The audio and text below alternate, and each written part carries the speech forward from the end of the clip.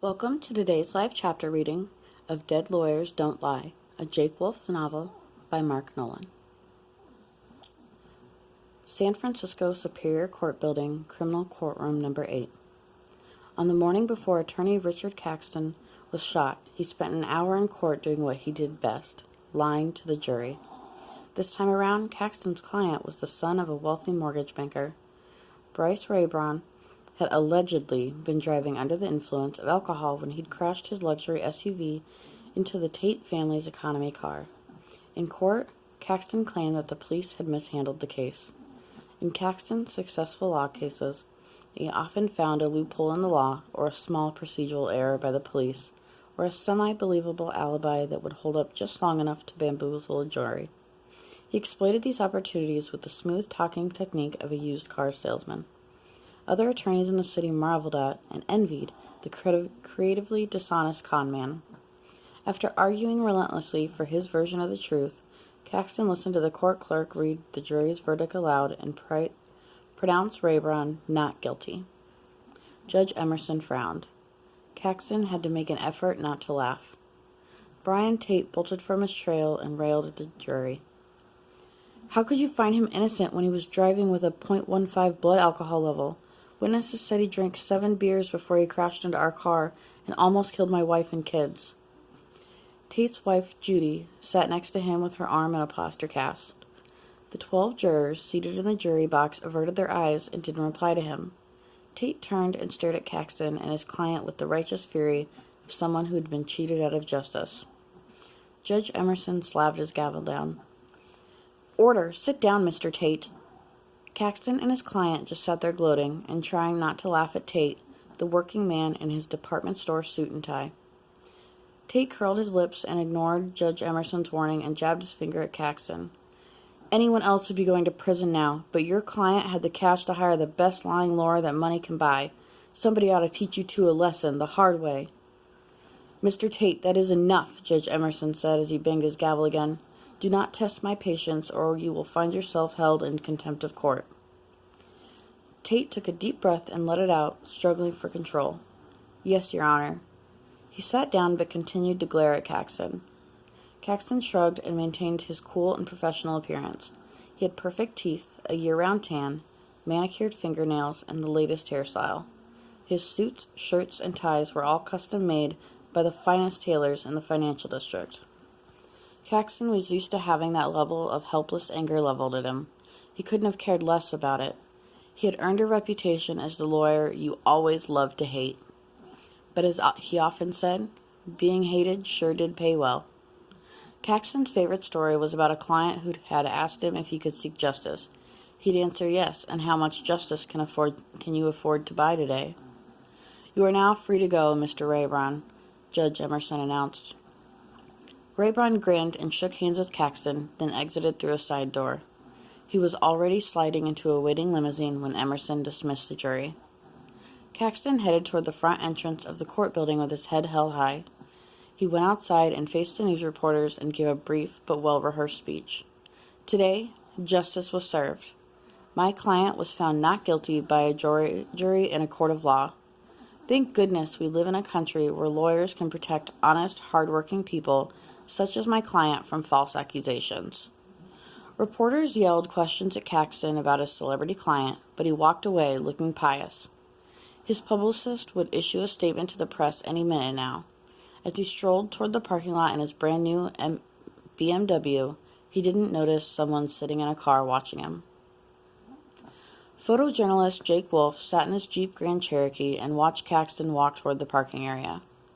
The television news station where Jake worked had assigned him to get photos or video of Caxton doing something scandalous. He'd been following the lawyer for days. Jake glared at the slick attorney as his thoughts turned once again to the previous weekend. It was all he could think about lately. His boss had told him to follow Caxton to a strip club and record him with a hidden camera. The pounding music at the club had been so loud that Jake had missed a call from Stuart, one of his best friends from when he'd served in the Marines. Later that night, Stuart had been found dead from a heroin overdose, and Jake blamed himself for not answering Stuart's call in his time of need, and he resented his employer and Caxton for causing him to go on the assignment. He took a deep breath and let it out. His hangover today wasn't as bad as the one he'd had yesterday, or the day before. He took a drink from a bottle of water and promised himself he'd stop using whiskey to numb the pain. Last night, his fiancée Gwen had told him he needed to get over Stuart and move on. She may have been right, but when she talked that way, Jake felt he should get over her and move on. For a moment, he considered quitting his job, canceling the wedding, and borrowing a friend's motor yacht. A few weeks alone at sea might do him good. He shoved that reckless idea aside and reminded himself to take life one day at a time. He was going to Stuart's funeral tomorrow. Maybe that would bring some closure and peace. Maybe then he could forgive himself and stop thinking about hunting down the drug dealers who deserved to die. Jake was observant, a people watcher, and as he waited for Caxton to drive out of the lot, he noticed an attractive, well-dressed woman who wore her gray hair in an updo. She reminded him of his own grandmother, so full of life and love and wisdom. As she was getting to her car, a man with a dark hoodie and filthy jeans stood up from where he'd been crouched between two parked cars. He grabbed her purse, shoved her to the ground, and took off running towards Jake's vehicle. Jake opened his car door, shoving it fast and hard and straight-arming it like a football player. The door and the purse snatcher collided, and the door won. The thief's face smacked into the window, his knees banging against the metal. He bounced off and landed flat on his back on the pavement, dropping the purse as he fell. Jake got out of his vehicle, closed the door, and stood looking down at the thief. A bruise began forming on the man's forehead. He struggled to his knees and glanced at the purse on the ground near Jake's feet. Jake shook his head. "Leave it." The thief had the sunken eyes and sallow complexion of a meth addict. He looked Jake up and down and grimaced as if seeing his worst-case scenario, a vigilante who still believed in chivalry. Jake took a step forward and raised his eyebrows. "I'm going to give you to the count of 3. 1, 2.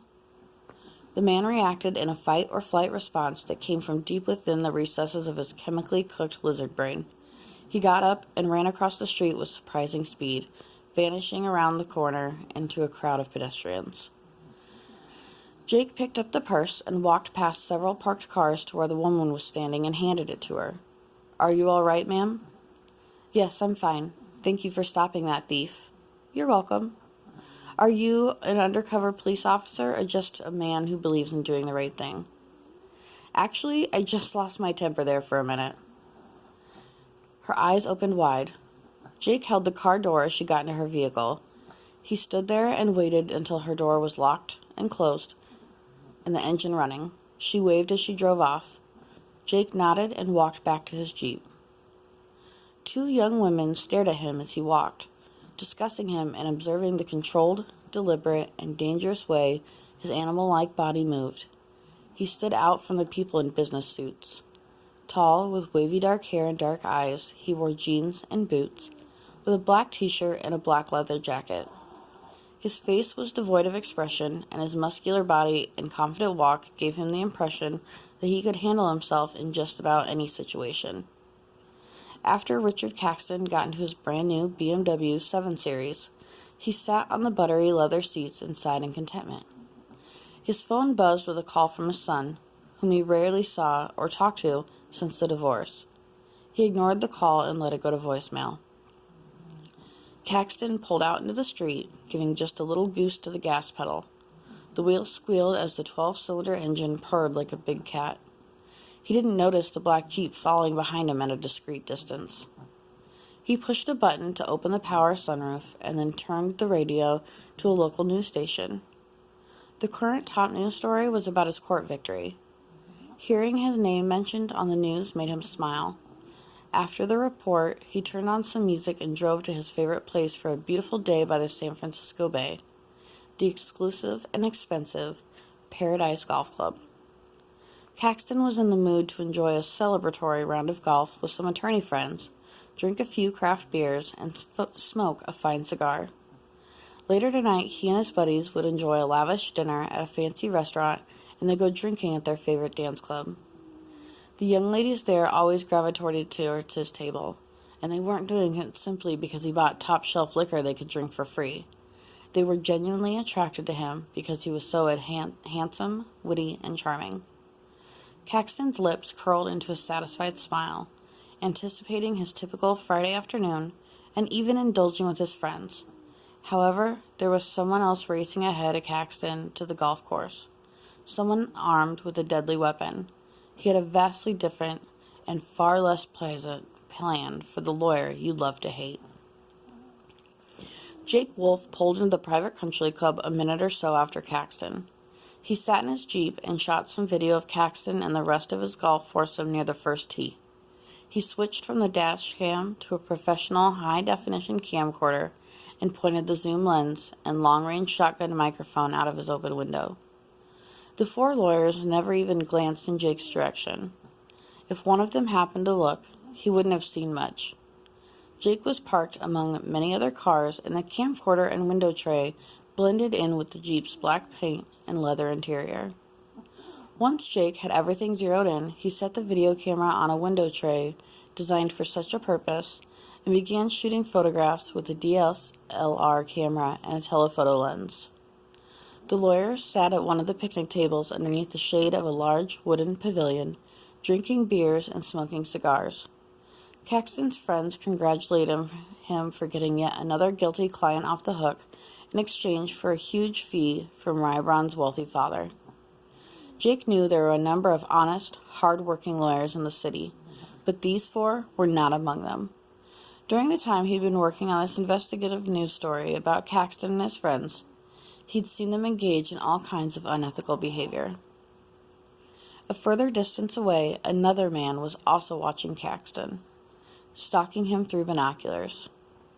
The watcher smiled, set down the binoculars, and picked up a high-powered rifle with a scope.